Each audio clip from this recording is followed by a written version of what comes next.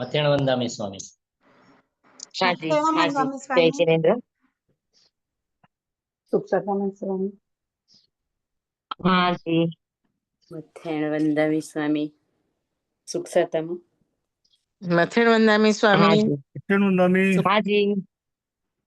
નમો ધ્યાનતાણં નમો સિદ્ધાણં નમો આયુર્યાણં નમો વસાયણં નમો લોય સર્વસાહુણં એસો પંચન મુકારો સૌ પાવ પણાસણો મંગલાણં ચ સૌવે પડમં હવૈ મંગલમ પરમં હવૈ મંગલમ. ઓમ નમો નાનસ ઓમ નમો સૂયસ ઓમ નમો સૂર્ય દેવ્યાય ઓમ નમો વાયણાર્યસ ઓમ નમો બંધીએ દિવ્યે તીર્થંકરો ગણધરો પૂર્વધરો શ્રુતધરો વાચનાચાર્ય યોગ પ્રધાન આચાર્ય ઉપાધ્યાય સાધુ સાધી ભગવંતો જીન શાસન દે જીન શાસન માતા આપ સર્વની આજ્ઞા હો શરણું હો સંરક્ષણ હો આપ સર્વની આજ્ઞા. સ્વામી વંદના કરી લઈએ. હાજી હાજી. તીખું તો આયાયણમ નમસ્સામિ સકારેમિ સમ્માણેમિ કલ્યાણમ મંગલમ દેવ્યમ ધ્યેયમ ભજવાસ્મી. મથેણ વંદામી. આયાણમ વંદામિ નમસ્સામિ સકારેમિ સમ્માણેમિ કલ્યાણમ ધ્યેયમ ભજવાસ્મી. મથેણ વંદામી. હાજી આયાણમ વંદામિ નમસ્સામિ સકારેમિ સમ્માણેમિ કલ્યાણમ મંગલમ દેવ્યમ ધ્યેયમ ભજવાસ્મી. સ્વામી. મથેણ વંદામી સ્વામી મથેણ વંદામી સ્વામી સુખસતમ. હાજી સ્વામી મથેણ મંદામી સુખ સાતામાં. સુખસતમ હો સ્વામી. હો આનંદ આનંદ. ચાલો હવે આપણે શરૂ કરીશું તત્વાર્થનું. આજે આપણે કેટલામું સૂત્ર આવ્યા? ચોથ. પહેલું છે સમ્યક દર્શન જ્ઞાન ચારિત્રાણી મોક્ષ માર્ગ. પછી સમ્યક એટલે શું? તો કે તત્વાર્થ શ્રદ્ધા નામ સમ્યક દર્શનમ. પછી તે કેવી રીતે મળે? તન નિસર્ગાદ અધિગમાદ્વા. બરાબર. પછી તત્વ કયા કયા? તો કે જીવા જીવા સ્રવ બંધ સંવર નિર્જરા મોક્ષાસ તત્વમ. આ આખો ક્રમ આપણો ગયા વખતનો છે. બરાબર સમજાઈ ગયો ને? જી સ્વામી. હા. અને આપણે ગઈ વખતે પ્રશ્ન કર્યો હતો પણ ત્યારે મારો એકદમ ઉપયોગ બરાબર નહોતો લાગ્યો, પણ આ વખતે એનો કરી દઈએ કે 9 તત્વની ગણતરી કરી એમાં બંધ છેલ્લે છે, આશ્રવ પછી સંવર છે. અને પણ અહીંયા આગળ જે આપણા શું કહેવાય આપણા જીવનમાં ઘટતી હોય એ ક્રમ છે. પેલા જીવનનો છે અને પછી સાધના, જીવ જાગ્રત થાય અને સાધનામાં જાય તો આગળનો કેવો ક્રમ છે. બરાબર. તો જીવ અજીવ, જીવ અજીવ. જીવ તો પોતાના સ્વભાવમાં રે તો સારી વાત છે, નહીતર અજીવ તો પોતાના સ્વભાવમાં જ રહે છે. અજીવ કોઈ દિવસ પોતાના સ્વભાવને સ્વામી અવાજ નથી આવતો, સંભળાતું નથી કાંઈ. પણ અહીંયા તો ચાલુ છે અમારું. ના બરાબર આવે છે અમને તો અવાજ. અમને પણ બરાબર અમને આવે આવે છે સ્વામી, અમને આવે છે. તમારું કઈક માઇક નો પ્રોબ્લેમ હશે. જો હવે આવે છે બરાબર અવાજ? સ્વામી બધાને બરોબર જ આવે છે. જેમને પ્રોબ્લેમ છે ને એ પોતે નેટવર્ક જરા પોતાનું ચેક કરી લે. સ્વામીનો અવાજ બરોબર જ છે. બરાબર. તો જીવ અને અજીવ આ બંને જગતના મૂળભૂત તત્વો છે. સૌથી પહેલા જીવ છે અને જીવને અજીવ વગર ચાલે નહીં, ચાહે સિદ્ધ જીવ હોય કે સંસારી જીવ હોય. અજીવનો સહારો હરેક જીવને લાગે જ છે. અજીવ વગર જીવનું ચાલે નહીં. આપણે ગઈ વખતે જોયું હતું. હા ને? તો જીવ છે એટલે એને અજીવ જોશે. એટલે જીવ અને અજીવ આ દ્રવ્ય પણ છે અને તત્વ પણ છે. બરાબર. દ્રવ્ય એટલે મૂળભૂત વસ્તુ અને તત્વ એટલે એ જયારે વ્યવહારમાં આવે, દ્રવ્ય જયારે વ્યવહારમાં આવે ત્યારે એને તત્વ કહેવાય. હા ને? તો જીવ અને અજીવ આ બે તત્વ મુખ્ય છે. અજીવ અજીવના સ્વભાવમાં છે, પણ જીવ પોતાના સ્વભાવમાં રહી શકતો નથી અને અજીવ સાથે રહેતા રહેતા, અજીવની સાથે વસતા વસતા અજીવમાં રાગ દ્વેષ કરી બેસે, અજીવમાં પોતાપણું કરી બેસે, અજીવમાં અધિકાર ભાવ કરી શકે, અજીવની અંદર અણગમાના ભાવ કરી શકે, અજીવની અંદર શું કહેવાય માલિકાના ભાવ કરી શકે. તો આ બધા ભાવોના કારણે શું થાય તો કે જીવ પોતે એની વિકારી પર્યાય થઈ જાય. જીવ અગર અધિકાર ભાવ કરે છે તો એ ખંડિત ભાવ છે.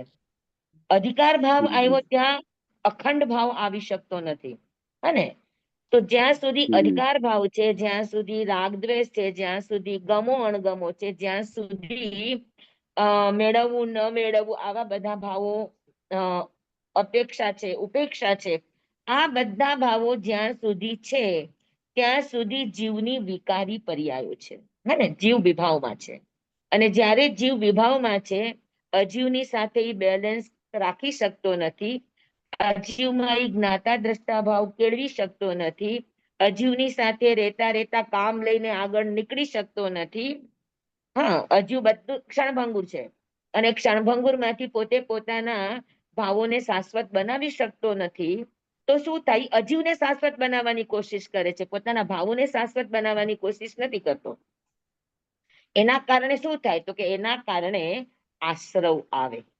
એના કારણે આપણો આત્મા જેટલા આકાશ પ્રદેશ ઉપર અવગાહીને રહ્યો હોય, એ ક્ષેત્રાવગાઢ કર્મ પરમાણુઓને જીવ શું કરે તો કે ખેંચે, આશ્રવ. અને આશ્રવ છે ત્યાં નિયમા બંધ છે ને છે. હા, પછી બંધ ઇરિયાપથિકી હોય કે બંધ સાંપ્રદાયિકી હોય, બંધ બે સમયનો હોય કે બંધ ઉત્કૃષ્ટ 30, 20 કે 60 ક્રોડાક્રોડી સાગરોપમનો હોય કે 70 ક્રોડાક્રોડી સાગરોપમનો હોય. બરાબર? પણ આશ્રવ છે ત્યાં બંધની નિયમા છે, એટલે આશ્રવ પછી બંધ આપ્યો. આ પ્રક્રિયા છે. બરાબર? તો અહીંયા સુધી આ બધા સંસાર ભાવ છે. હા, જીવ અજીવ સામાન્ય છે. બરાબર? પછી એમાં આશ્રવ આપણે કર્યો ઉભો, આપણે પોતે જીવે પોતાના સ્વભાવમાં ન રહેવાના કારણે આશ્રવ તત્વને ઉભો કર્યો. અને આશ્રવ છે તો બંધ નિયમા છે. હા, એટલે બંધ તત્વ આવ્યું. આ પ્રક્રિયા લાઈનસર જ છે. હવે અગર જીવને સમજાય છે કે અજીવની સાથે મારે કાયમનો સહવાસ છે, પણ મારે અજીવમય નથી બનવાનું.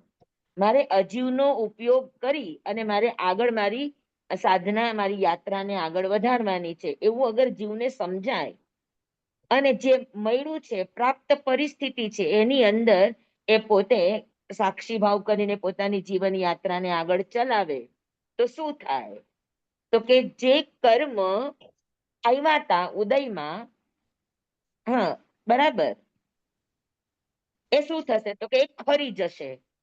પણ સૌથી પહેલું કામ શું થશે કે જે કર્મ આવનારા હતા સમયે જીવ જાગ્રત થયો એટલે કર્મ સ્ટોપ થઈ ગયા. સ્ટોપ થઈ ગયા એટલે સંવર થયો. બરાબર? તો બંધ પછી સંવર છે. શું કામ તો કે સંવર થી જીવની સાધના શરૂ થાય. આશ્રમ અને બંધ આ જીવનની યાત્રા છે, સંસારની યાત્રા છે. બરાબર? પણ એમાંથી જીવ જાગ્રત થયો, હા, અને એને પોતાના ભાવોને મિથ્યાત્વ તરફ, અવ્રત તરફ, પ્રમાદ તરફ, કસાય તરફ જેટલે અંશે એને જવાના રોક્યા, એટલે અંશે એનો આત્મા સંવરના ઘરમાં આવે. બરાબર? એટલે સંવર આપ્યું. સંવર આવ્યો એનો અર્થ છે કે તમારું આવાગમન બંધ થયું. પણ જે પેલા આવેલું છે ને શું છે તો કે એ તો ઉદયની ઘટમાળ તો ચાલુ જ છે. એટલે આવી અને ખરશે, આવી અને ખરશે, તો એની નિર્જરા સતત ચાલુ થશે, સકામ નિર્જરા. બરાબર? અને એ નિર્જરા જયારે ટોટલી થઈ ગઈ અને આખું ખાતું આપણું નીલ થઈ ગયું, એનું નામ મોક્ષ. સમજાય ગયું બધાને? બરાબર? હા, બરાબર સમજાણું? બંધ પાછળ શું કામ છે? હાજી.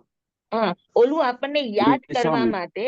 મોક્ષ કોનો થાય તો કે જાણું બંધ છું, થી જાણું. મુક્ત થાય એનો મોક્ષ થાય. ઈ ગણતરી ત્યાં પેલા બંધ અને પછી મોક્ષ આપ્યું છે. બરાબર? અને અહીંયા આગળ આપણી જે પ્રક્રિયા છે, જીવનની પ્રક્રિયા, કે આપણે કઈ રીતે જીવતા હોઈએ, તો જ્યાં સુધી જીવ જાગ્યો નથી ત્યાં સુધી જીવ અજીવ, આશ્રવ અને બંધ.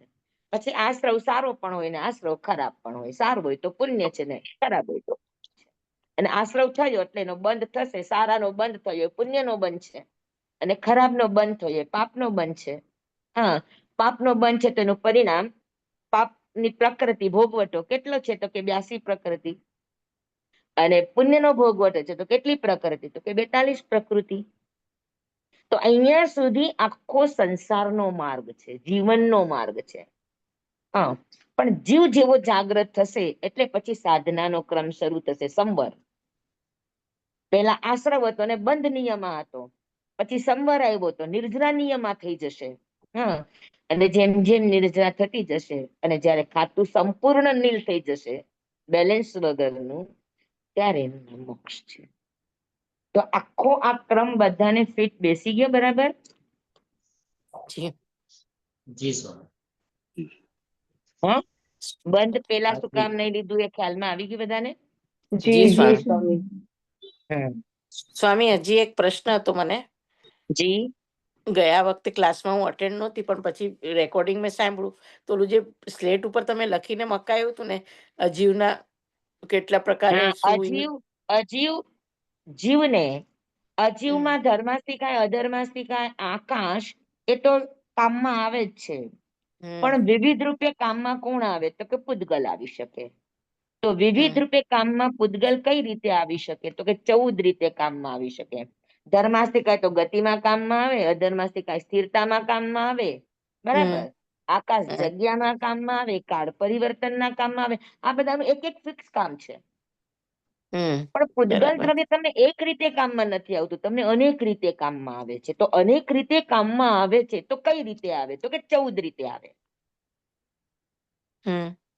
જગત આખું આ 5 શરીરનું માળખું છે. જગત આખું, કાંઈ પૃથ્વી છે, કાંઈ પાણી છે, કાંઈ અગ્નિ છે, કાંઈ વાયુ છે, કાંઈ વનસ્પતિ છે, બરાબર? એટલે જે કંઈ પણ છે એ આખું માળખું છે. અને ભગવતી સૂત્ર અનુસાર જે ચીજને શસ્ત્ર અડે એ પછી બધું જ તેવકાઈનું પૂતગલ ગણાય. તો અધિકાંશ જગત આખું તેવકાઈનું ગણાય. એ કેવી રીતે સ્વામી?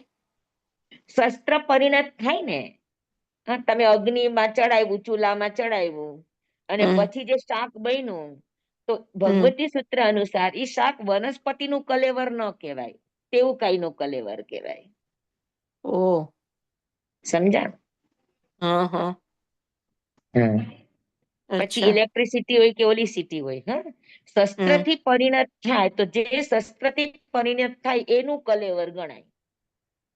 અચ્છા. સમજાણું બધાને બરાબર? જી જી સ્વામી. એમ તો બધું સૂર્યની ગરમીથી પણ બધું થાય, તો જો પછી સૂર્ય છે બધું જ ને એ પણ તેવું સૂર્યનું થાય ને બેટા, તો સૂર્ય પૃથ્વી કાય છે ને? હા, બરોબર બરાબર ઓકે છે. ઓકે. સૂર્યમાં રહેનારા દેવ છે, પણ સૂર્ય જે હા. આપણને દેખાય છે એનો જે તાપ છે હા, એ પૃથ્વી કાંઈ છે. પૃથ્વી કાયના જીવોનો તાપ છે. બરોબર ભવ્યાંશી, સમજાય કે બધાને? જી જી જી જી જગત આખું 5 સ્થાવરનું કલેવર છે.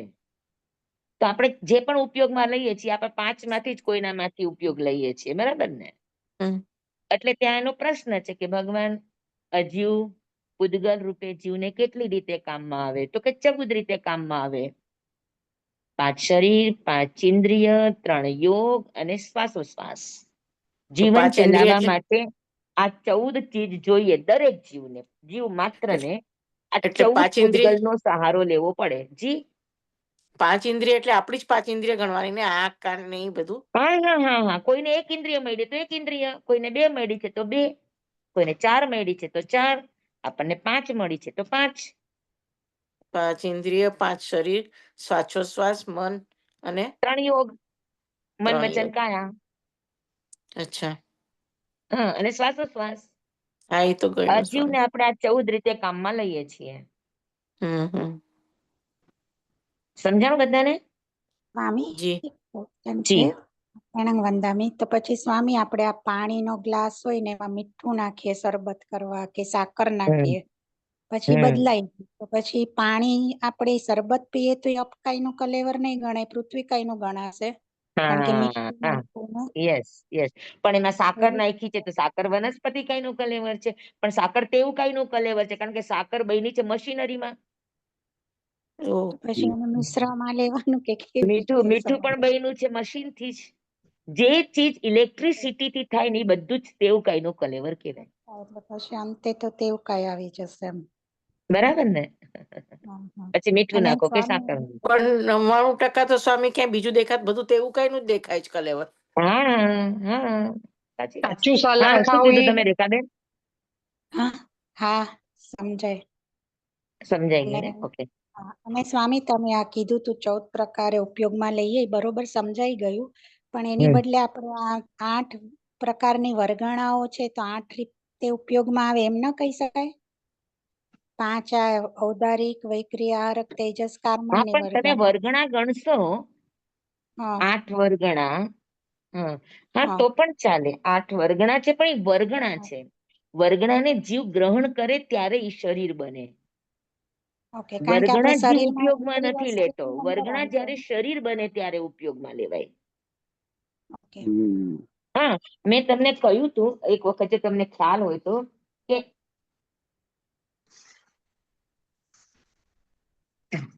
આ 5 વર્ગણા છે. સોરી,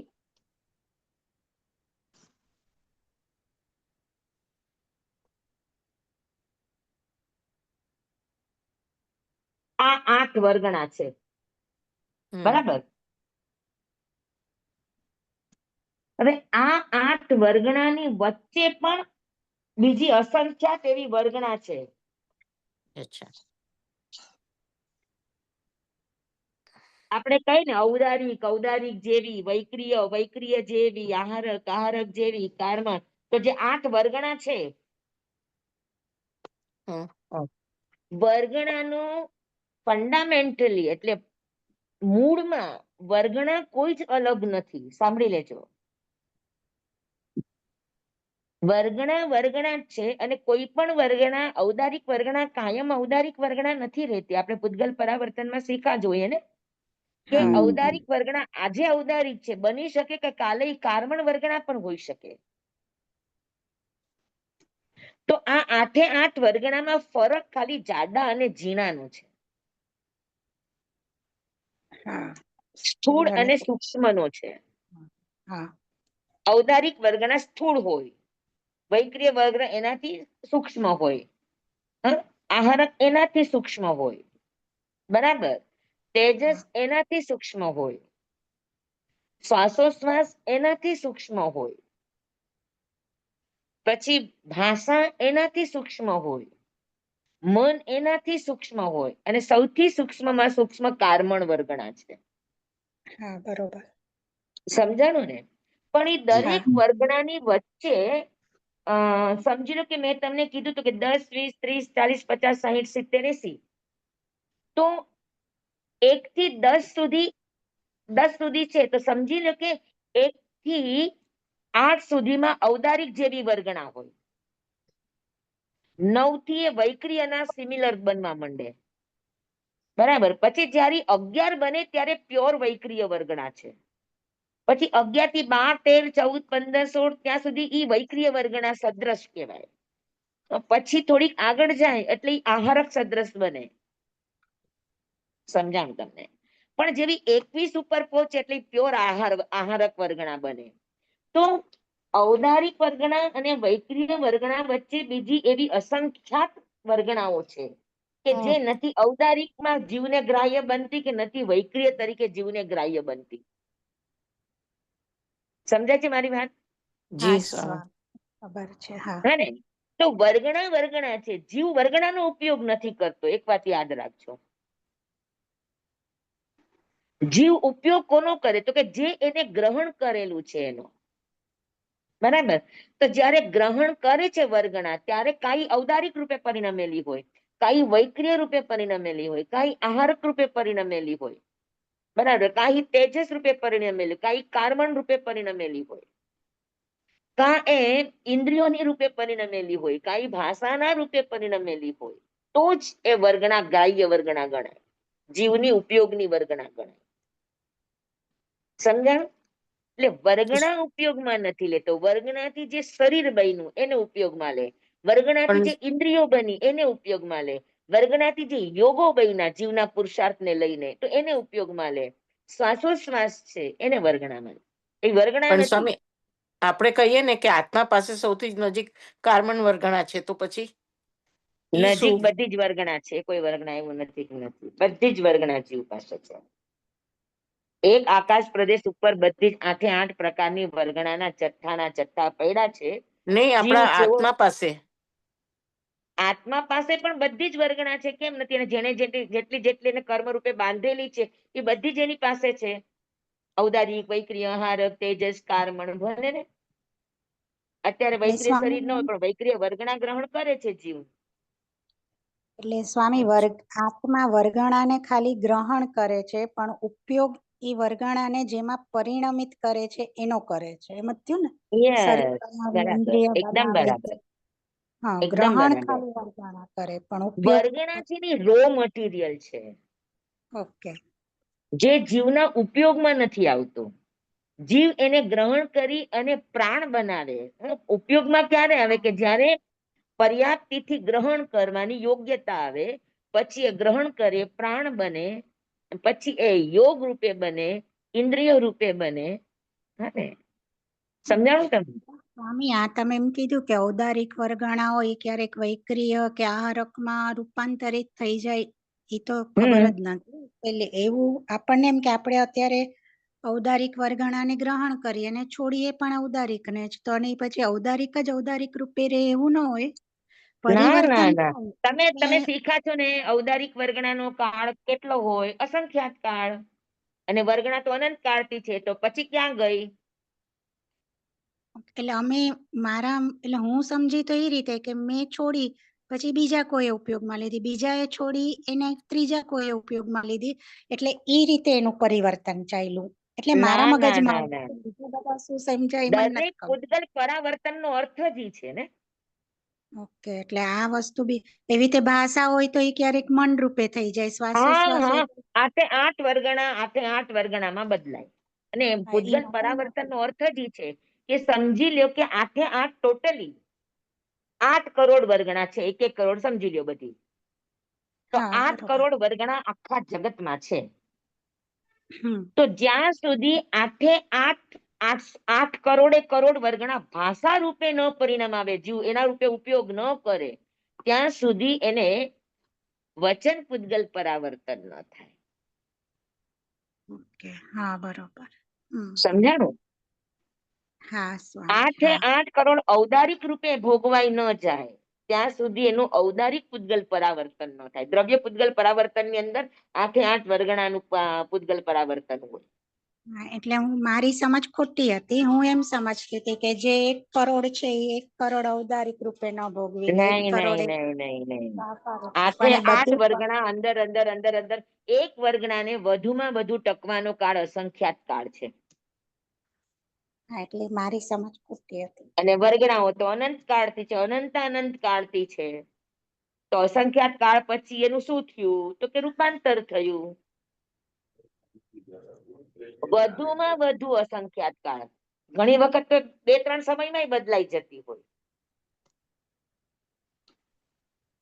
જી સ્વામી. હા. પરિવર્તનનો નિયમ બધે લાગુ પડે છે. યસ, કાળ દ્રવ્યનું કામ છે પરિવર્તન. સ્વામી, હમ છોડેલી વર્ગણા બીજા લઈ શકે ને? હા, લઈ શકે, લઈ શકે. ઈ તો ચાલે છે જગતમાં. નવી વર્ગણા ક્યાં કોઈ નવી ઉત્પન્ન નથી થતી. અનંત કાળથી આપણી યાત્રા ચાલી, અનંત કાળથી અનંત જીવોની યાત્રા ચાલે છે. બસ એનું જ રોટેશન ચાલ્યા રાખે છે, એનું જ રોટેશન ચાલ્યા રાખે છે.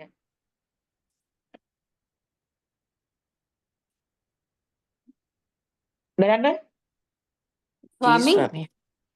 હાજી મથેણમ વંદામી. સ્વામી, બોલો. વર્ગણાને એનર્જી કહી શકાય? શું કહી શકાય બચ્ચા? Energy, energy. એનર્જી અલગ ચીજ છે બેટા. આને વર્ગણાને તમે લોકો મેટર કહી શકો ને, મેટર. મેટર. હા ને, જેમ કે ધર્માસ્તિકાય એટલે ઈથર, અધર્માસ્તિકાય એટલે નોન ઈથર, આકાશ એટલે સ્પેસ, કાળ એટલે ટાઈમ, હા, જીવ એટલે સોલ, અને પૂતગલ એટલે મેટર. મેટર. તો મેટર કહેવાય વર્ગણાને કે શું કે મેટર. મને ઇંગ્લિશ નો પ્રોપર શબ્દ નથી આવડતો. પદાર્થ હતા. પદાર્થ પદાર્થ પદાર્થ પણ ન કહેવાય. મારા ખ્યાલથી મેટર કે મેટલ તો ન કહેવાય, મેટર જ કહેવાય લગભગ. સ્વામી મટીરિયલ કહેવાય. મટીરિયલ મને બહુ ઇંગ્લિશ નો અનુભવ નથી, કહી શકાતો હોય તો તમે લોકો બધા વિચારો અંદર કેવા. રો મટીરિયલ કહેવાય ને, રો મટીરિયલ. રો મટીરિયલ પણ છે ને આપણે લીધું છે એ પણ તો પૂતગલ છે ને, એ ક્યાં રો છે? એ બધું જ રો મટીરિયલ પણ ખરું ને, આપણે આ લીધું છે વાપરીએ છીએ, પણ આપણું શરીર છે એ બનાવેલું છે, એ રો મટીરિયલ નથી પણ કહેવાય તો પૂતગલ જ. આ રો મટીરિયલ નથી પણ કહેવાય તો પૂતગલ જ.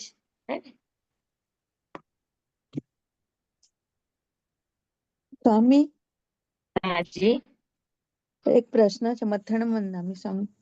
બોલો. આપણે સંવર થતા થતા થતા તો એની સ્થિતિ તો બધા જીવની અલગ અલગ હોય ને? મોક્ષ શેની? આશ્રવ સંવર બંધમાં જે સંવર થતા થતા જે મોક્ષ તરફ જીવ જાય તો બધા જીવની સ્થિતિ બંધ અલગ અલગ હોય ને બધાની જ? હા, સૌનો પોતપોતાનો હોય, સૌનો સ્થિતિબંધ સૌના ભાવ પ્રમાણે હોય. જી સ્વામી, એટલે સ્થિતિબંધ નું કારણ ભાવ છે. તમારી પરિણામની ધારા ઉપર સ્થિતિ નક્કી થાય છે. જી સ્વામી, આભાર સ્વામી. ચાલો, તો બધાને થઈ ગયું? બરાબર સમજાઈ ગયું? જી સ્વામી. જી સ્વામી. હા, હવે આપણે આગળ સૂત્ર ઉપર જઈએ છીએ કે આપણે બધાને સમજવું હોય. સમજી લો કે મારે હવે આ 6 દ્રવ્ય કહો કે 9 દ્રવ્ય, 6 દ્રવ્ય કહો કે 7 તત્વ કહો કે 9 તત્વ કહો, તો સમજી લો કે મારે જીવ તત્વ જ છે, તમારે એને સમજવું છે. તો સમજવાનો રસ્તો કયો, કઈ રીતે એને સમજી શકાય? તો હવેનું સૂત્ર એ આપે છે કે કોઈ પણ વસ્તુ, કોઈ પણ પદાર્થના પરિચયના 4 રસ્તા છે. બરાબર? હા, તો એને કહેવાય નિક્ષેપ. એની માટે સૂત્ર છે નામ, સ્થાપના, દ્રવ્ય, ભાવ, તન્યાસ.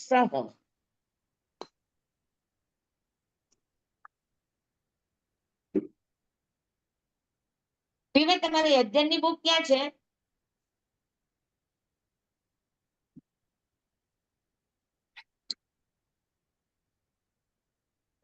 નામ, સ્થાપના, દ્રવ્ય અને ભાવ, આ 4 રસ્તા છે કોઈ પણ વસ્તુના પરિચય માટે.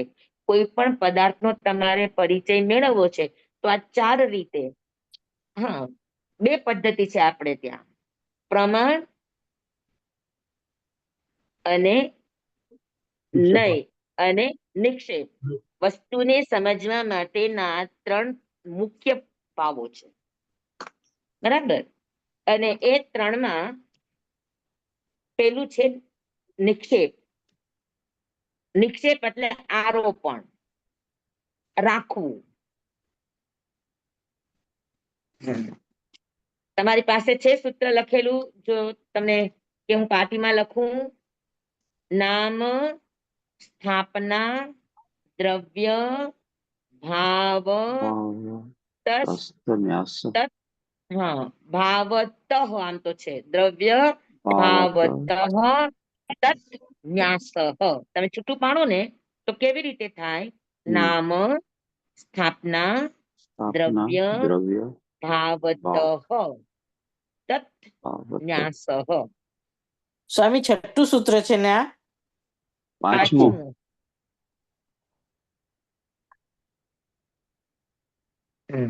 બરાબર? તો આગળ તમને આવશે 6ઠ્ઠા સૂત્રની અંદર પ્રમાણ અને નયની વાત આવશે. વસ્તુને સમજવા માટેના મૂળભૂત 3 છે, નય, નિક્ષેપ અને પ્રમાણ. કોઈ પણ વસ્તુને સમજ, તમે આ 3 રીતે સમજો તમને વસ્તુ ટોટલી સમજાઈ જાય. તો વસ્તુને સમજવાની એક પદ્ધતિ, 3 પદ્ધતિ છે, નિક્ષેપ પદ્ધતિ, નય પદ્ધતિ અને પ્રમાણ પદ્ધતિ. બરાબર? એમાં સૌથી પહેલી એને નિક્ષેપ પદ્ધતિ બતાવી કે તમારે સમજી લો કે જીવ તત્વને સમજવું છે કે અજીવ તત્વને સમજવું છે કે પુણ્ય કે પાપને સમજવું છે. તો એને સમજવાના ચાર પ્રકાર છે નિક્ષેપના. નિક્ષેપ એટલે આરોપણ. એના ઉપર આરોપણ થવું. બરાબર. તો એના 4 છે: નામ, સ્થાપના, દ્રવ્ય અને ભાવ. આ 4 નિક્ષેપ છે. સમજ્યા? વ્યવહારની અંદર વસ્તુને ઓળખવા માટે વપરાતા આ 4 નિક્ષેપ છે. વ્યવહાર, વસ્તુને ઓળખવા માટેના આ 4 સર્વસામાન્ય એના 4 પ્રકાર છે. બરાબર.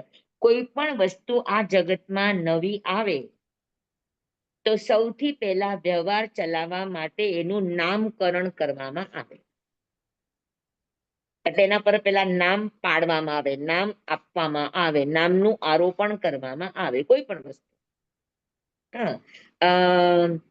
આપણે ત્યાં અગ્રિકલ્ચરનો એક પ્રયોગ હતો કે બટેટા છે એ જમીનમાં થાય છે અને ટમેટા છે એ જમીનની બહાર થાય છે.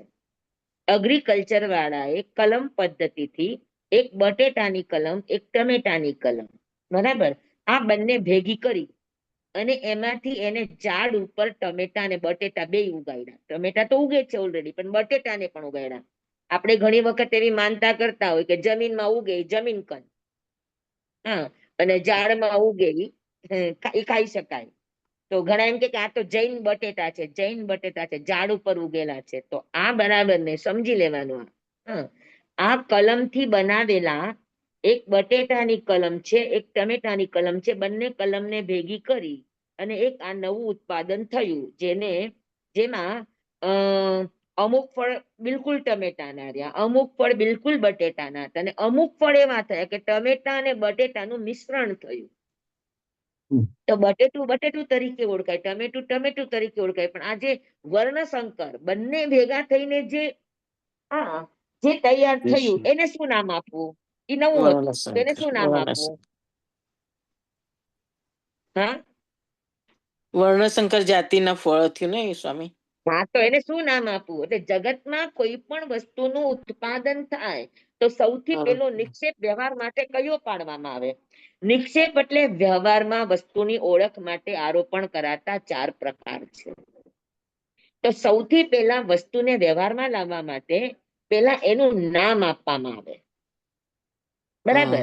તો એનું સૌથી પહેલું નામકરણ થાય. આપણે પણ જો બાળક જેવો જન્મ થાય એટલે આપણે 7મે દિવસે કેવી રીતે એનું નામ પાડીએ કે ભાઈ બાળક છે ક્યાં નામે બોલાવો, અને જ્યાં સુધી નામ ન પડે ત્યાં સુધી ચિંટુ પિન્ટુ ને એવા હુલામણા, પણ નામ તો દેવું જ પડે ને, એ વગર વ્યવહાર કેમ થાય?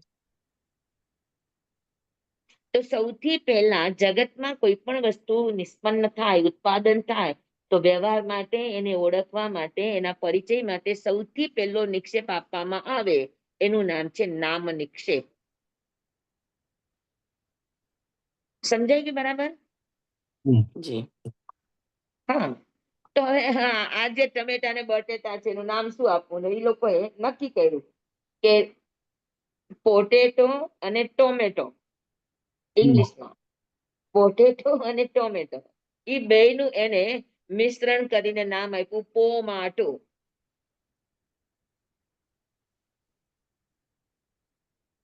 સમજ્યા? જી. તો આ શું થયું? તો કે આ થયું નામ નિક્ષેપ. તમે જાઓ કોઈ નવી ચીજ જાઓ તો તમે સૌથી પહેલા પૂછો કે શું છે? તો શું છે એટલે જે જાણતા હોય એ કે ભાઈ આ છે, એનું નામ આપે. બરાબર. તો આ નામ નિક્ષેપ થયો. નામ નિક્ષેપ થયા પછી આવે સ્થાપના નિક્ષેપ. સ્થાપના નિક્ષેપનું કામ શું છે કે એનો આકાર, એનો પ્રકાર, એની ઓળખ, ખાલી નામ આપી દો, પણ એ નામ આપ્યા પછી એની ઓળખ કે ભાઈ એનો કેવો આકાર હોય, કેવો રંગ હોય, કેવું રૂપ હોય. ને તો રંગ અને રૂપ, જે નામની સાથે રંગ અને રૂપનું આરોપણ થાય એને કહેવાય સ્થાપના નિક્ષેપ. પછી રંગ અને રૂપ, હા, જેમ કે અત્યારે આપણા કોઈ વડીલો વયા ગયા છે, બરાબર, તો આપણે એનો ફોટો બનાવીને ઘરમાં રાખીએ છીએ. તો ફોટો કોણ છે? આપણા વડીલો તો છે નહીં, પણ એના ઉપર એનો નિક્ષેપ થયો છે. કયો નિક્ષેપ થયો છે? તો કે સ્થાપના નિક્ષેપ થયો છે નહીં હકીકતમાં, પણ ઓળખવા માટે આ સ્થાપના નિક્ષેપ છે. આના દ્વારા આપણે આપણી પાછલી પેઢીને ઓળખાણ આપીએ કે આ આપણા પૂર્વજો છે. તો વસ્તુને નામ આપ્યા પછી બીજી જરૂરત પડે વસ્તુના આકાર પ્રકારના ઓળખની, કે ઘણી હજારો વસ્તુ દુનિયામાં છે, પણ પોમાટો આને જ કહેવાય. તેનું રંગ અને રૂપ શું, એની ઓળખ શું? તેનું રંગ અને રૂપ, જે બાહ્ય સ્ટ્રક્ચર છે, એને સ્થાપના નિક્ષેપ કહેવાય. બરાબર છે. પછી દ્રવ્ય નિક્ષેપ, કે વસ્તુ બનતી હોય, આકાર બનતો હોય, તો જ્યાં સુધી એ આકાર બન્યો પણ હજુ પૂરેપૂરું એની અંદર ભાવ આવ્યો નથી, આવવાનો બાકી છે. સમજાય ગયું? બરાબર. નાનકડું એવું એ પોમાટો બન્યો, પણ હજી પૂરું નથી બન્યું. પછી જેમ જેમ એને ખાદ્ય મળે પદાર્થો, અને એમ કરતા કરતા કરતા એ વિકાસ પામીને આખું તૈયાર થાય, પણ હજુ તૈયાર થયું નથી, તૈયાર થઈ રહ્યું છે, ત્યારે પણ તમે એને શું કહેશો? ટોમેટો જ કહેશો ને સ્વામી. બરાબર. તો હજુ તૈયાર નથી થયું, પણ તૈયાર થવાની પૂર્વ ભૂમિકા છે. અથવા તો પછી પોમાટો છે, તમે એની ચિપ્સ બનાવી નાખી, એ એની પછીની ભૂમિકા છે. તો દ્રવ્ય છે એ કા વસ્તુની પૂર્વ અવસ્થા અને કા વસ્તુની પશ્ચાત અવસ્થાને લઈને એની ઓળખ કરે. હા, હવે સમજી લે કે પોમાટોની વેફર છે અને બજારમાં વેચાતી નથી, સમજાવવા માટે કે વેફર છે, અથવા તો કેળાની વેફર છે, બટેટાની વેફર છે, કોળાની વેફર છે. આ 3 વેફર તો તમારી દુનિયામાં આવે જ છે, બરાબર. તો આ 3 વેફર છે, વેફર 3 છે, પણ એમાંથી આ શેની છે, આ કઈ વેફર છે? તો તમે કહેશો આ કોળાની વેફર છે. તો કોળાનું કથન તમે કર્યું, એને કયો નિક્ષેપ કહેવાય? કોળું તો છે નહીં, એની વેફર છે. દ્રવ્ય પણ નિક્ષેપ. આ કોળાની વેફર છે, એ દ્રવ્ય નિક્ષેપ કઈ રીતે? તો કે કોળું હતું એમાંથી આ બનાવવામાં આવ્યું, બટેટું હતું એમાંથી આ બનાવવામાં આવ્યું, કેળું હતું એમાંથી આ બનાવવામાં આવ્યું, બરાબર. તો બનાવી લીધા પછી જે એની અવસ્થા છે, તો એને પણ દ્રવ્ય નિક્ષેપ કહેવાય. હા, અને બની રહ્યું છે, હજુ બન્યું નથી, એને પણ દ્રવ્ય નિક્ષેપ કહેવાય. સમજાણું બરાબર બધાને? ભગવાન મહાવીર સ્વામી તીર્થંકર હતા. સ્વામી, બરાબર. સ્થાપના નિક્ષેપ ને દ્રવ્ય નિક્ષેપમાં શું ફરક પડ્યો તો પછી?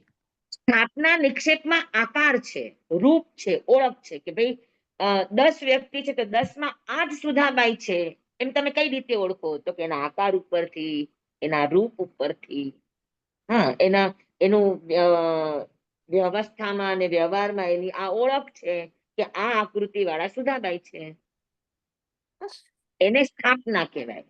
અને દ્રવ્ય એટલે હજુ એ વસ્તુ બની નથી, બનવા જઈ રહી છે. ના, પણ આ સુધાબાઈમાં જે એનું દ્રવ્ય સ્થાપના બતાવો ને સ્વામી. દ્રવ્ય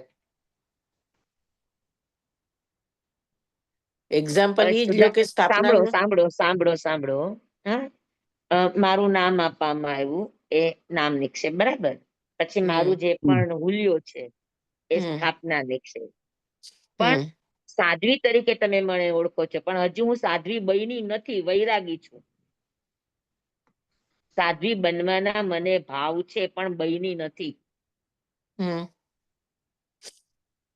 તો શું કહેશો? કે દીક્ષા લેવાના છે, હા, દીક્ષા લેવાના છે, એ સાધ્વી બનવાના છે, તો તમે મને એક વૈરાગી તરીકે પણ ભવિષ્યના સાધ્વી તરીકે ઓળખશો કે નહીં ઓળખો? તો એ દ્રવ્ય નિક્ષેપ થી. હા, એ દ્રવ્ય નિક્ષેપ, કે થવાના છે, હજુ થયા નથી, પણ સંભાવના 100%ની છે. હા ને? તો દ્રવ્ય નિક્ષેપ એને સ્વીકારે કે ભાઈ ઈ તરફ જઈ રહ્યા છે, એટલે એને એને એવી રીતે કે તો ચાલે, ભાવ દીક્ષાર્થી એમ કહીએ જ છીએ ને, જી સ્વામી. બરાબર. હવે સમજી લો કે મારું આયુષ્ય પૂરું થયું અને આયુષ્ય પૂરા થયા પછી અને મારી અહીંયા મારો પાર્થિવ દેહ પડ્યો હોય, કોઈ પૂછે આ કોણ છે, તમે શું કહેશો? હમ. તમે શું કહેશો? સુધાબેન સુધાબેન ના સતી. હું છું. સ્વામી આવું ન પૂછો તમે અમને. નહીં, એક વાત છે, તમને સમજવું છે. તો હું હા છું એટલે તો કે હું નથી, ના. મારો પાર્થિવ દેહ છે, મારો આત્મા તો વયો ગયો છે, હમ, બરાબર. અથવા મારો ફોટો છે, હું હમ, નથી, અને ફોટો છે, અને ફોટાને જોઈને તમે કહો કે આ સુધાબાઈ માં સતી છે. તો મારી હમ, એ ભૂતકાળની પર્યાય હતી, વર્તમાનમાં હું સુધાબાઈ રૂપે નથી. તો હમ, હમ. પૂર્વ ભૂમિકા અને વસ્તુ પૂરી થઈ ગઈ ને પછીની અવસ્થા, એને દ્રવ્ય નિક્ષેપ સ્વીકારે, જી સ્વામી હવે સમજાણું. બરાબર. અને ભાવ હમ, નિક્ષેપ, અત્યારે હું સુધાબાઈ સુધાબાઈના નામે વિચરી રહી છું સાધ્વી રૂપે. તો અત્યારે મને સુધાબાઈ માં સતી કહો તો આ શું છે? તો કે અત્યારમાં મારી આ પર્યાય છે, તો આ ભાવ તરીકે સુધાબાઈ માં સતી. સમજાણું બરાબર? એટલે પૂર્ણ પર્યાય થાય ત્યારે ભાવરૂપે કહેવાનું. હા, જ્યારે તમને જે રીતે ઓળખવા છે, સાધ્વી તરીકે ઓળખવા છે, તો તમે સાધ્વીપણે વિચરી રહ્યા છો. હમ, હમ. એટલે સ્વામી બરાબર છે. વર્તમાન પર્યાય ભાવ તરીકે ગણવાની. Yes, very good, very good. વર્તમાન પર્યાય ભાવ છે, બાકીની પહેલાની કે પછીની પર્યાય દ્રવ્ય નિક્ષેપ છે. હમ, હમ. સમજાય ગયું બધાને? જી જી સ્વામી, આભાર આપનો ખૂબ પાકું? ખૂબ. જી સ્વામી. એકદમ પાકું સમજાઈ ગયું? પાક્કું. નામ, સ્થાપના, દ્રવ્ય અને ભાવ, આ ચારેય વસ્તુ સમજાઈ ગઈ? જી. હે ને? તો વસ્તુ ભાવ હોય ત્યારે જ પ્રોપર છે, પણ તેમ છતાં પણ વસ્તુને ઓળખવા માટે એની પૂર્વ પછી નામ આ તે બધું જ જોવામાં આવે. ખાલી વર્તમાનમાં છે એટલું જ ન જોવામાં આવે, તો એને કહેવાય નિક્ષેપ, આરોપણ ઉપરથી કરવામાં આવે વ્યવહાર દુનિયા માટે. વસ્તુને વ્યવહારમાં ઓળખવા માટેના આ ચાર છે. આ ચાર સમજાઈ ગયા, તો હવે એને આપણે તત્વ ઉપર ઉતારવાનો કે ભાઈ સ્વામી જીવ તત્વ એક હોય. એક પ્રશ્ન પૂછું સ્વામી? બોલો ને. નામમાં પછી હવે સુધાબાઈ સ્વામી તો જ્યારે તમે ભાવમાં આવ્યા ત્યારે સુધાબાઈ સ્વામી, તો નામ વખતે તમારી શું પર્યાય એટલે શું હતી? સમજી લો કે મારું નામ તો ગુરુદેવે ઈનું ઈ જ રાખ્યું, પણ ઘણાનું નામ બદલાતા હોય.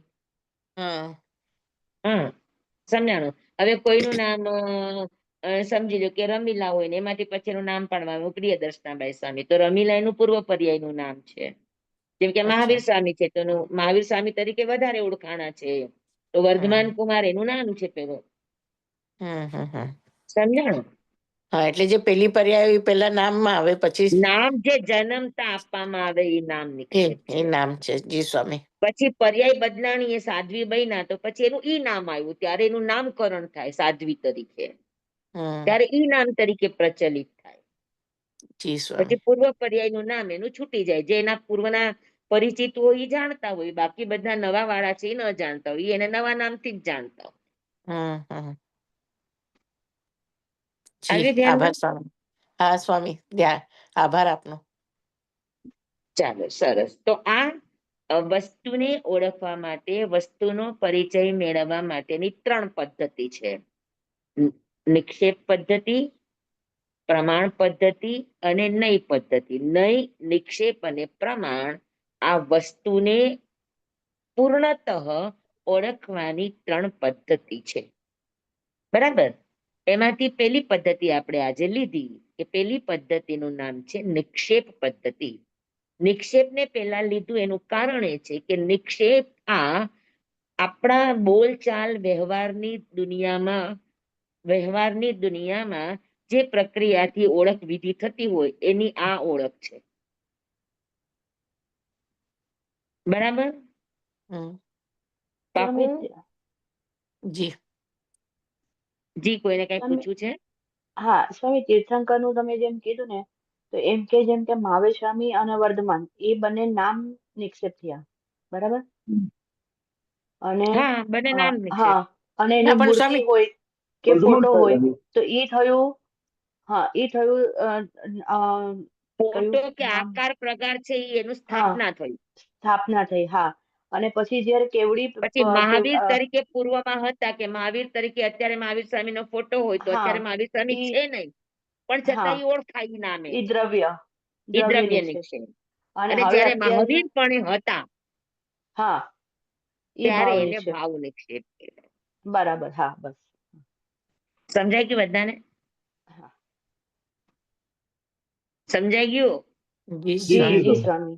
જી સ્વામી. હા, આમ જરા હોકારો દો તો મને સમજાય, દેખાતા કોઈ નથી એટલે. અને સાધનાની દ્રષ્ટિએ આ નિક્ષેપ શું કરે? આપણે ત્યાં આગમમાં એક શબ્દ આવે છે તેણમ કાલેણમ તેણમ સમયેણમ. હમ બરાબર? તે કાળ અને તે સમય. આપણે ત્યાં શ્રુત કેવડી, અવધિ જ્ઞાન, મનઃપર્યો જ્ઞાન, કેવળ જ્ઞાન. બરાબર? આ ભૂતકાળની પર્યાયો જે રીતે થતી હતી, શું કરતા હતા, કેમ, એને એકદમ આમ ચલચિત્રની જેમ, મૂવીની જેમ એની સામે દેખાતું હોય. તો એની માટે ભાવ નિક્ષેપ છે.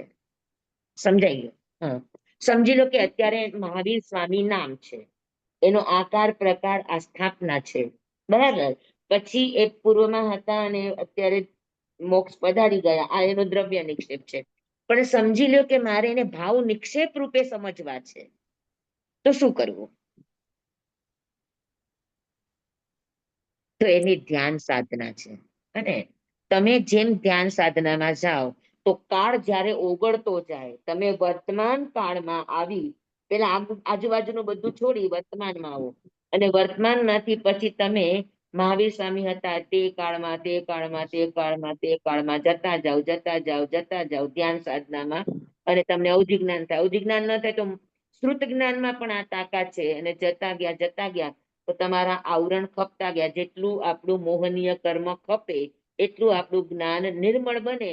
અને એમ જતા જતા જતા જતા જતા મને મહાવીર સ્વામી નો સમય દેખાય, મહાવીર સ્વામી વિહાર કરે છે એ દેખાય, મહાવીર સ્વામી દેશના આપે છે એ દેખાય, મહાવીર સ્વામી કોઈને પ્રતિબોધ આપે છે એ મને દેખાય. આખું આ દ્રશ્ય મને દેખાય છે.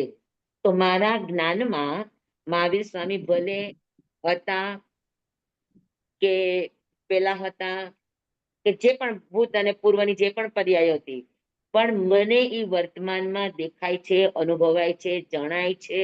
તો મારી માટે નામ સ્થાપના અને દ્રવ્ય નિક્ષેપ શું બની ગયું? તો કે ભાવ નિક્ષેપ બની ગયું. ભાવ નિક્ષેપ. સ્વામી ફરીથી સમજ્યા? સમજાવો. સ્વામી ફરીથી સમજાવો. તમને ફરીથી હા, કહેતો તો મારી માટે પરીક્ષા છે, મારી માટે ભાવ આવ્યા ને કહી પણ દીધું. સ્વામી સમજાય નહીં એટલે પછી હા, આપણે સાધનામાં તેણમ કારેણમ તેણમ સમયેણમ આવે છે.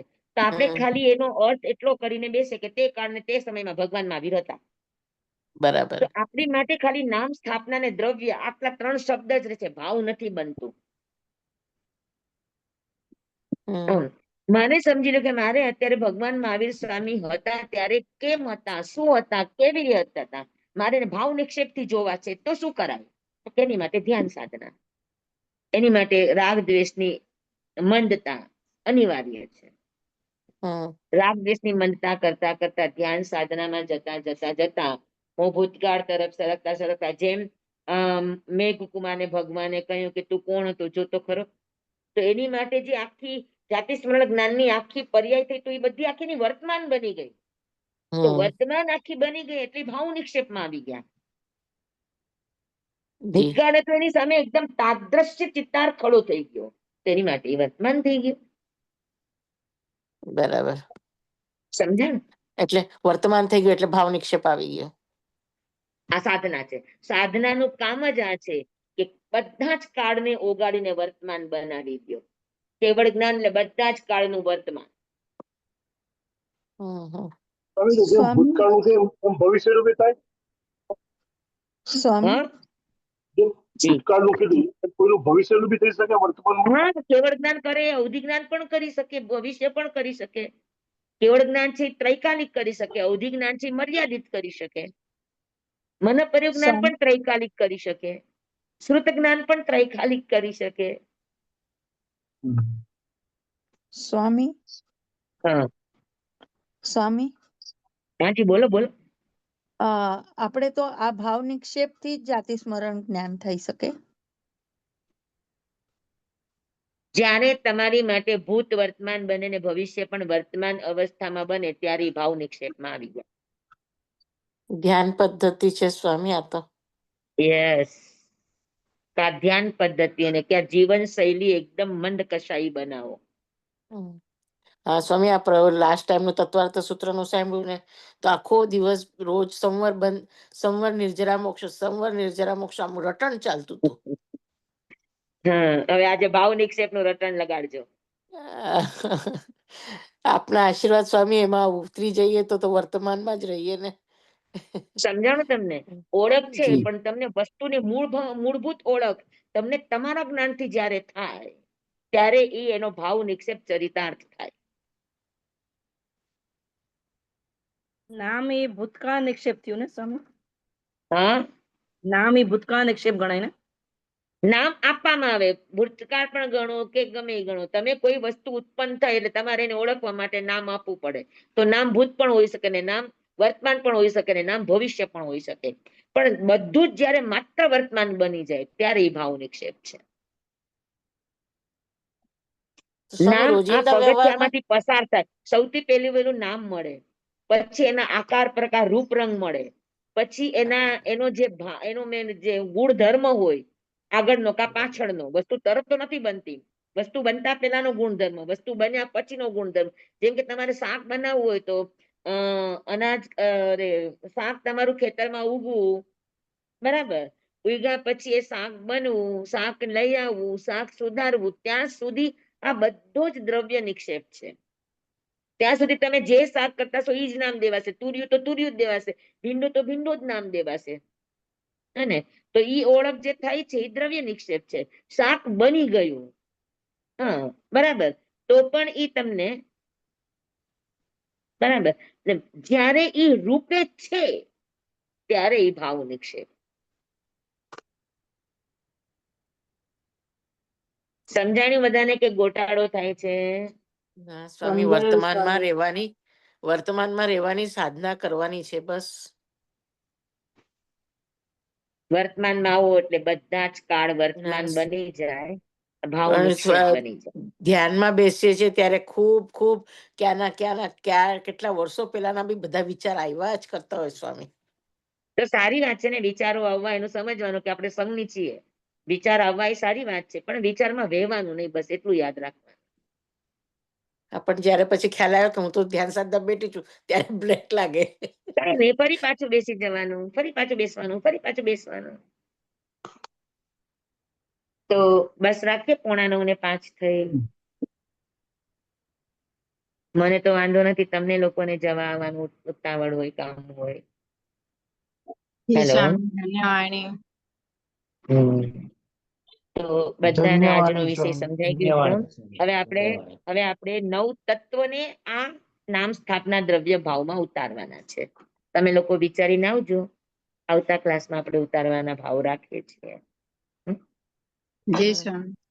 તમે એક્ઝામ્પલ એક કહો ને એટલે મેં પછી કરીએ અમે. હા, એક એક્ઝામ્પલ કહો ને તો પછી અમે કરીએ એક તત્વનું. ચાલો ભગવાન ઉપર જ લ્યો એટલે તમને પ્રોપર બેસી જાય. ભગવાન વર્ધમાન કુમાર કે મહાવીર સ્વામી, એનો જન્મ થયો ને વર્ધમાન કુમાર નામ આપવામાં આવ્યું. આ એનું નામ નિક્ષેપ. બરાબર. પછી એનું જે રૂપ રંગ, મહાવીર સ્વામી નું પોતાનું હોય ને ઓળખ, કે કેવા મહાવીર સ્વામી દેખાવમાં, સાધના ઊંચા હતા, નારા ચસ્કરના ધણી હતા, સર્વાંગ સુંદરતા, સમચતુર સંસ્થાનના ધણી હતા. તો આખું શરીર પણ સ્વામી કોઈ વસ્તુ કે કોઈ સ્વામી કોઈ વસ્તુ કે કોઈ વ્યક્તિનું આપણે નામ સ્થાપના દ્રવ્ય નિક્ષેપ ભાવ કરી શકીએ, પણ નવ તત્વનું કેવી રીતે કરી શકીએ? હા એ જ પૂછું છું. એનું કરશું આપણે એમ. એ પણ કરશું. એ એક તત્વનું કરો ને તો ખબર પડે અમને. એક તત્વનું કરો ને તો ખબર પડે કે કેવી રીતે કરવાનું. સૌથી પહેલા તો જીવ તત્વ. સ્વામી આપણો કોઈનું અવાજ નામ બહુ જીવન કપાય છે. આપે. સ્વામી અવાજ કપાય છે. કોઈનું નામ જીવ આપે. હવે મારું તો અહીંયા બધું બરાબર છે. હું એવા એરિયામાં બેઠી છું કે ફૂલ નેટવર્ક મળે છે. હા હા કોઈ નામ આપવામાં આવ્યું, જીવ નામ આપવામાં આવ્યું, જીવરામ, જીવારામ, જીવાનંદ. તો એ નામ આપ્યું, આ જીવથી નામથી જીવ થયા. સમજાણું તમને? કોઈ વસ્તુનું નામે જીવ આપી દીધું, કોઈ વસ્તુનું નામે જીવ આપી દીધું, કે જીવો આપી દીધું, જે પણ આપ્યું. પણ જીવ નામ આપવું આ ખાલી નામકરણ છે. હજી જરૂરી નથી કે મનુષ્યનું જ નામ હોય, કોઈ વસ્તુનું નામ પણ હોઈ શકે. સમજાણું તમને? આ નામ નિક્ષેપ થયું જીવનું. પછી સ્થાપના નિક્ષેપ. સ્થાપના નિક્ષેપમાં જીવની ઓળખ શું આવે? તો કે અસંખ્યાત પ્રદેશી. પછી એનું જે શરીર છે, જે બહારનો દેખાવ છે, એ ચૈતન્ય રીતે લક્ષણ. જે આપવામાં આવે જીવ તત્વ, કે કઈ શ્વાસ લેતા હોય, નાડીના ધબકારા ચૈતન્ય ચાલતા લક્ષણ. હોય, હા ને? તો એ રીતે એની સ્થાપના કરવી. ઔદારિક શરીર પણ એમાં જ આવે સ્વામી? તો પછી સ્થાપનામાં બધા આવી જાય. તો જીવ અચ્છા. તરીકે જીવની જે ઓળખ છે, જીવની ઓળખ શું? જીવ તત્વ કોને કહેવાય? તો કે સુખ દુઃખ નો જાણનાર, સુખ દુઃખ નો વેદનાર, અસંખ્યાત પ્રદેશી, અરૂપી હોય એને જીવ કહેવાય. જીવ કહેવાય. બરાબર ને? તો એ જે આખી એની ઓળખ છે. પછી અમૂર્ત છે, એનો કોઈ વર્ણ નથી, ગંધ નથી, રસ નથી, સ્પર્શ નથી. જે શરીરમાં આવે એ શરીર રૂપે એ પરિણમે છે. બરાબર? એ અમૂર્ત છે, પોતે તો અરૂપી છે. તો એ જે આખી એનું જે એક ઓળખ વિધિ છે, એના આકાર અને પ્રકારની, એને સ્થાપના કહેવાય. બરાબર? પછી અત્યારે જાણે છે કે નથી જાણતો એ નહીં, પણ એને સ્થાપના. કદી સમજી લો કે કોઈનો ડેડ બોડી પડ્યો છે, પણ એ જીવ જ કહેવાશે. પછી એ સમય જાણતો નથી, જોતો નથી, સુખ દુઃખ નું વેદન કરતો નથી, કઈ જ કરતો નથી.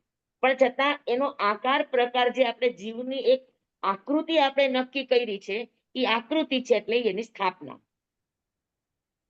બરાબર? આપણે સિદ્ધ ભગવાન નો આકાર દોરીએ છીએ કે નહીં? જીવનો.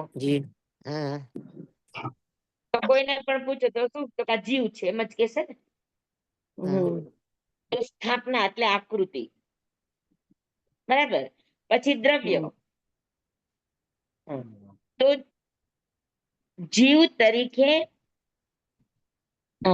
આમ તો જીવ શાશ્વત છે, જીવ ઉત્પન્ન થતો નથી, પણ એની પર્યાય આગળ પાછળ હોય. દેવગતિમાં હોય, પણ એને મનુષ્યનું આયુષ્ય બાંધી દીધું છે.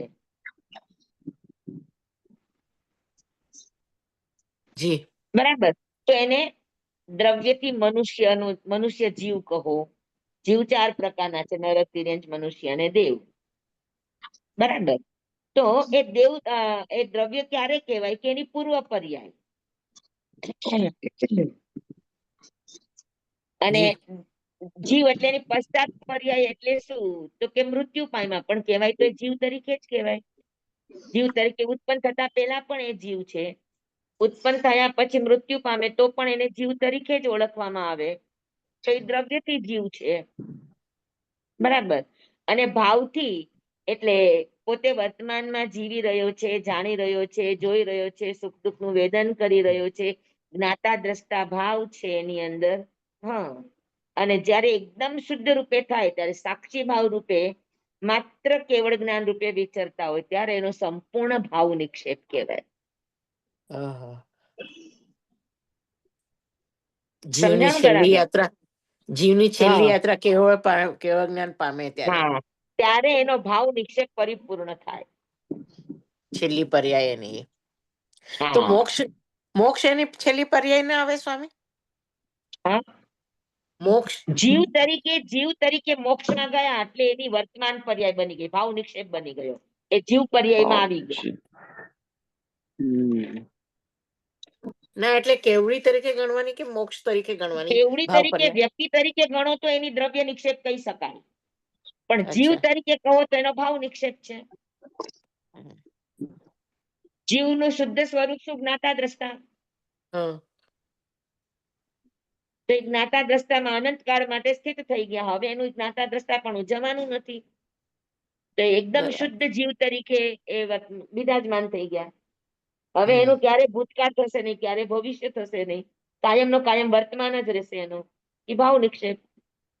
જી સમજાણું તમને? જી જી સ્વામી. પાકું? હા. એવી રીતે તમે હાથે હાથનું કરશો ને તમને એકદમ માથામાં બેસી જશે. જી. તો આજે આટલું રાખીએ આપણે. જી સ્વામી. જી સ્વામી. આપનો ખૂબ ખૂબ આભાર Swami. Thank you Swami. Thank you. ધન્યવાદ. ચારે ચાર ધન્યવાદ નિક્ષેપ સ્વામી. સમજાઈ ગયા ને? ચારે ચાર નિક્ષેપ. હા સ્વામી. જી સ્વામી. હવે દોરાને જોઈને આપણે કહીએ કે આ કપડું છે. દોરાને જ નામ આપ્યું કે ભાઈ આ રેશમી કાપડ છે. દોરાને જોઈને કોઈ કે આ રેશમી છે, આ રેશમ છે, રેશમી કાપડ છે. દ્રવ્ય નિક્ષેપ. ના, એ તમે નામ આપી દીધું. નામ. પેલા નામ આપ્યું કે હા, પછી એનો આકાર આપ્યો કે ભાઈ રેશમ હોય તો કેવું હોય, એકદમ સુવાળું હોય, ચમકીલું હોય, આવું હોય, તેવું હોય, એની ઓળખ આપી. સ્થાપના. પછી એ ધાગો છે એ તાણા અને વાણા રૂપે ગૂંથાતો ગયો, પણ હજુ ગૂંથાઈ રહ્યો છે. ત્યારે દ્રવ્ય બરાબર? નિક્ષેપ. તો ગૂંથાઈ રહ્યો છે ત્યારે એ દ્રવ્ય રેશમ છે. દ્રવ્ય. કાપડ તૈયાર થઈ ગયું, એ ભાવ નિક્ષેપ છે. વર્તમાન પછી એ પાછું છૂટું પડતું જાય, વિખરાતું જાય, ફાટતું જાય, તૂટતું જાય, એની પર્યાય બદલતી જાય, છતાં પણ કહેવાય શું? રેશમ. એ ભાવ, એ દ્રવ્ય નિક્ષેપ છે. સમજાણું બરાબર? એક દરેક વસ્તુનું થાય. તમે આજે તમારા ઘરમાં જે પણ વાપરો છો એમાં ચારે ચાર નિક્ષેપ ઘટાવતા રહેજો, તમને ખ્યાલ આવી જાય. હા સ્વામી, બધી સમજાઈ ગયું વસ્તુમાં તો આવે તમને છે. બધું સમજાઈ જશે. સમજાઈ ગયું સ્વામી. બધી જ વસ્તુનું છેલ્લું પર્યાય ભાવ નિક્ષેપ અને મૂળ છે ઈ નામ નિક્ષેપ. નામ ઓળખ, નામ માત્ર ઓળખ છે. નામ કોઈનું પણ હોઈ શકે, વસ્તુ હોવી જરૂરી નથી. સ્થાપના નિક્ષેપ થી વસ્તુ શરૂ થાય. દેખાય મૂળ ત્યાંથી બધું. બરાબર? બસ ચાલશું આજે હવે. હાજી હાજી સ્વામી. ચંબાઈદમ વચ્ચામેનમ એણખરમ ચક્રમ પયહિનમ વિનયહિનમ જોગીનમ ગોસેયનમ સુતુદિનમ. દોઢું પડી છે એમાં કાલે કહું સજ્જાઓ, કાલે ન કહું સજ્જાઓ, સજ્જાય સજ્જાય સજ્જાય ન સજ્જાય એમ. ભણતા ગણતા ચિંતવતા વિચારતા સુણતા સાંભળતા જ્ઞાનીઓના અનંત અનંત ભાવો છે, અનંત અનંત પર્યવો છે, અનંત અનંત ગમા છે, અનંત અનંત નહીં છે, અનંત અનંત નિક્ષેપ છે, અનંત અનંત રહસ્ય છે, અનંત અનંત ખુલાસાઓ છે.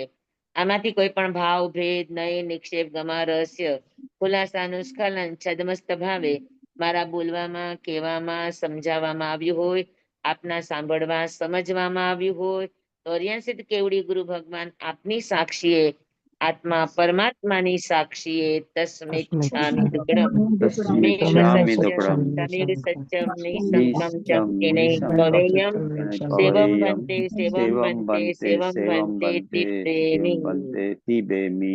બધાને ખૂબ ખૂબ ધન્યવાદ. ભાવ રાખજો. હવે ક્યારે રાખવાના છે ક્લાસ? ધન્યવાદ. હવે ક્યારે ક્લાસ રાખવાના છે સ્વામી? ભાવ તો રાખું છું શુક્રવારના, પણ હવે અમારી પાછી બિહાર યાત્રા શરૂ થાય છે અને બધા સાથે છીએ અમે લોકો, એટલે જોઉં છું અનુકૂળ હશે તો 100% શુક્રવારે લેવાના ભાવ રાખું છું. અનુકૂળતા હશે તો 100% લઈશ. શુક્રવારે કઈ બાજુ વિહાર છે સ્વામી? મુંબઈ તરફ. અચ્છા. શુક્રવારે સુયોગદાન સૂત્ર ને શુક્રવારે હા. શ્રી ગણાંક સૂત્ર. હા હા. હા. ઓકે ઓકે ભલે ભલે સ્વામી અત્યારે ક્યાં બિરાજો છો? સાતામાં રાશિ. અંકાય અંકાય. અંકાય છે, અચ્છા અંકાય. સ્વામી શુક્રવારે અગર રાખવાનું હોય ને તો તમે જરા મેસેજ નાખી દેશો. હાજી હાજી. હા હા. હું મેસેજમાં મૂકી દઈશ આજે ક્લાસ છે. હા હા જી સ્વામી. સ્વામી જી સ્વામી. મુંબઈ માટે કઈ કામ હોય તો જણાવજો. હા હા હા ચોક્કસ ચોક્કસ. જી સ્વામી. નમો સાતામાં રહેજો રિયંતાણંગ નમો સ્વામી. સિદ્ધાણંગ નમો આયર્યાણંગ નમો વજ્રાયણંગ નમો લોહે સવસાહણંગ ગુરુદેવની આજ્ઞા. શ્રી શ્રી ચતારી મંગલમ અરિહંતા મંગલમ સિદ્ધા મંગલમ સાહુ મંગલમ કેવલી પનત્તો તમો મંગલમ. ચતારી લોગુતમા અરિહંતા લોગુતમા સિદ્ધા લોગુતમા સાહુ લોગુતમા કેવલી પનત્તો તમો લોગુતમો. ચતારી શરણં પવજ્જામિ અરિહંતે શરણં પવજ્જામિ સિદ્ધે શરણં પવજ્જામિ સાહુ શરણં પવજ્જામિ કેવલી પનત્તં ધમ્મં શરણં પવજ્જામિ. ચાર શરણા ચાર મંગલ ચાર ઉત્તમ કરે જે નર ભવસા કર્મા ન બુડે તે સકલ કર્મ નો આણે અંત. મોક્ષ તણા સુખ લહે અનંત ભાવ ધરીને જે ગુણ ગાય તે જીવ તરીને મોક્ષે જાય. સંસારમાં હી શરણાચાર વર્ષ શરણ નહીં કોઈ જે નર નારી આદરે અક્ષય વિચલ પદવી હોય. અંગૂઠે અમૃત વસે લબ્ધિ તણા ભંડાર. શ્રી ગુરુ ગૌતમ સ્વામીજી ભગવાન ને સમરીએ તો સદાય મનવાંચિત ફલદાતાર સદાય મનવાંચિત ફલદાતાર. બોલો ભગવાન બોલો મહાવીર શ્રી સ્વામી મહાવીર કી જય. સ્વામીજી બોલો કી જય. ગુરુદેવ કી બોલો જય. શાસન દેવ આ કી જય. બધાને ખૂબ ખૂબ સાતામાં રહેજો ધન્યવાદ. સ્વામી. ખૂબ ખૂબ આભાર ધન્યવાદ. સ્વામી. આપનો હા ખૂબ પૂજ્ય ખૂબ સ્વામી સદાભાઈ કી જય. સરોજ સદાભાઈ સ્વામી કી જય. હા જી. આપનો હા ખૂબ જી ખૂબ સ્વામી. આભાર સ્વામી આત્મા મથેન વંદામી. બિરાની સાથે રહો. હા જી. વિહારની જી વિહાર સુખ સ્વામી. બધાને સાતામાં સાતામાં ખૂબ રહેજો. ખૂબ ધન્યવાદ. હા જી. સ્વામી સુખ સાતામાં રહેજો સાતામાં સ્વામી. એકદમ આનંદ એકદમ આનંદ. સાતામાં છો ને સ્વામી? હા બસ ગુરુ કૃપા છે સારું છે. ભલે બધાને જય જીનેન્દ્ર. જય જીનેન્દ્ર સ્વામી. જય જીનેન્દ્ર સ્વામી. જય જીનેન્દ્ર. શુક્રવારે મળીએ.